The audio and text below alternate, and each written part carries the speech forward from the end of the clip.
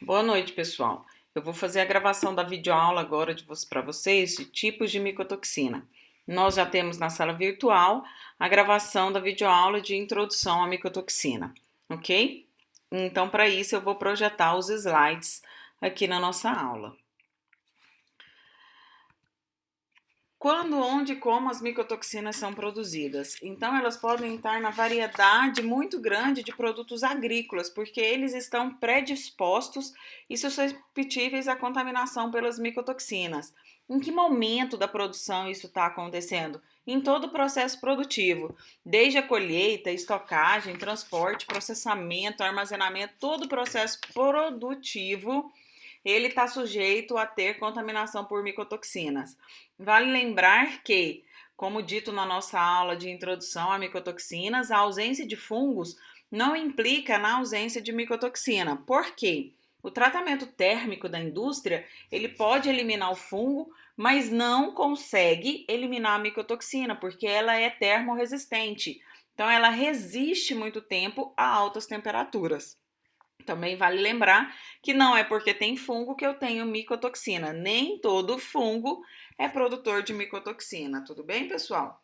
Então, essa contaminação dos seres humanos, do consumidor, ela pode acontecer de forma direta ou de forma indireta. Quando nós consumimos diretamente um alimento contaminado, um milho, um amendoim por uma micotoxina, ou de forma indireta, quando nós consumimos um produto, tá? Que foi produzido, que foi industrializado, transformado na indústria, e ele vem com a micotoxina justamente porque o tratamento térmico não conseguiu eliminar. Então, uma vaca, um porco, um suíno que consome uma ração contaminada por micotoxina, depois do abate eu tenho o processamento dessa carne, desse leite, por exemplo, depois da ordenha, mas a micotoxina chega ao consumidor justamente porque o tratamento térmico na indústria não conseguiu eliminar essa micotoxina.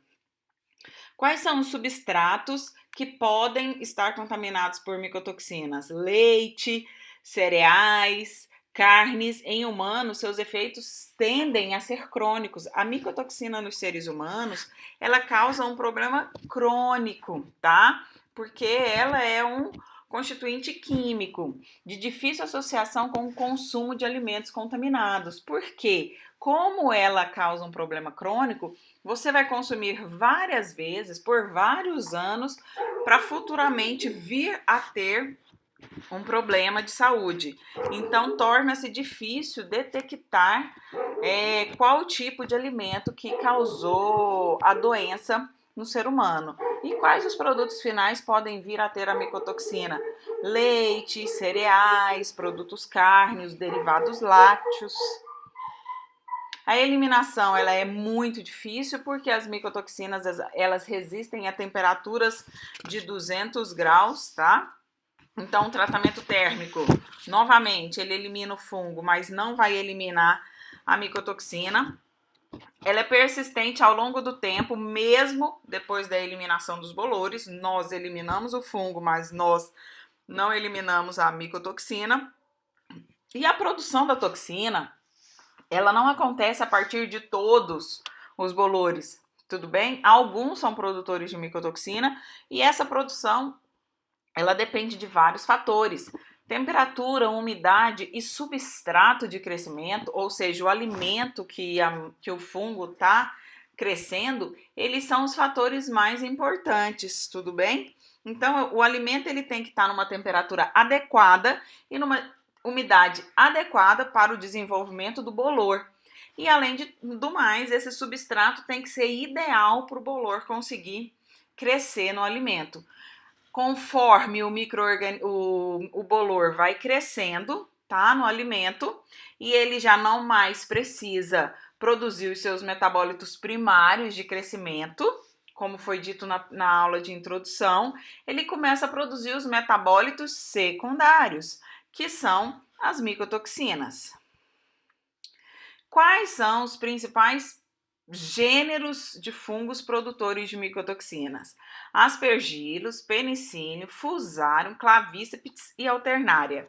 Pessoal, vale lembrar que, por mais que eles produzem uma toxina para o corpo, a micotoxina, eles são muito benéficos aos seres humanos, tudo bem? Os bolores não podem ser ditos como vilões por produzirem uma toxina. Eles também, antes de serem vilões, são produtores de alimentos, tipo queijos, e eles são produtores de antibióticos. Um dos mais famosos antibióticos que a gente tem é a penicilina, e é produzida a partir de um fungo. E aí nós vamos falar sobre os diferentes tipos de micotoxinas que nós podemos ter. As aflatoxinas. Existem pelo menos 18 compostos denominados de aflatoxinas. As principais aflatoxinas existentes são a B1, que é a mais potente, a B2, a G1, a G2, a M1 e a M2. Por que esse nome? Porque sob a luz ultravioleta, elas fluorescem de acordo com o nome que foi dado. Então, as aflatoxinas B1 e B2, elas fluorescem blue, azul. As aflatoxinas G1 e G2, elas fluorescem sob a luz ultravioleta, green, que é verde, tá? Então, eu tenho fluorescência verde na G1 e verde azulada na G2. As aflatoxinas do tipo M1 e do tipo M2 são as aflatoxinas isoladas do leite. Então, elas são originadas da transformação no organismo do animal, da vaca, das aflatoxinas B1 e B2. Então, o animal consumiu ração contaminada por aflatoxina B1 e B2, ok? E no organismo da vaca, ela foi transformada em aflatoxina M1, milk, e aflatoxina M2, ok? A M1, ela tem fluorescência azul-violeta e a M2, violeta.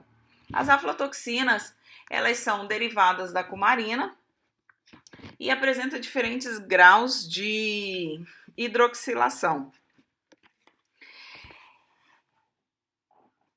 Altamente estáveis na ausência de luz ultravioleta, tá? E a temperaturas acima de 100 graus. Então, é muito difícil a sua eliminação. As aflatoxinas podem estar no amendoim, algodão, nozes, milho, canjica. Tem sido encontrada em diferentes tipos de alimentos e são comuns 6, como a gente já disse. A B1 é a mais potente de todas, então depois é a M1, a G1, a B2 e a M2 e a G2, elas têm o mesmo grau de potência no organismo humano. Lembrando que o nome B é de acordo com a fluorescência que ela emite, blue, M, por causa da transformação que a aflatoxinas G sofrem na vaca, e as G de acordo com a fluorescência que elas têm na luz ultravioleta green, tá?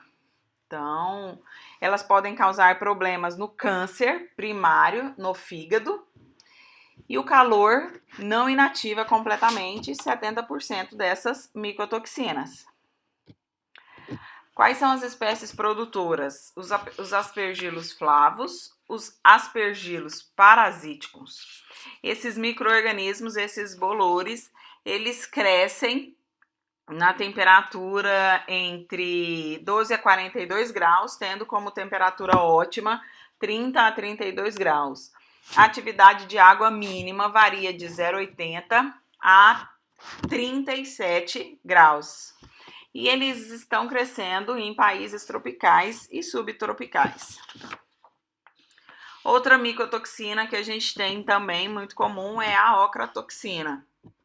Ela é classificada como um possível carcinógeno em humanos, afeta principalmente os rins, então causa um problema de nefropatia.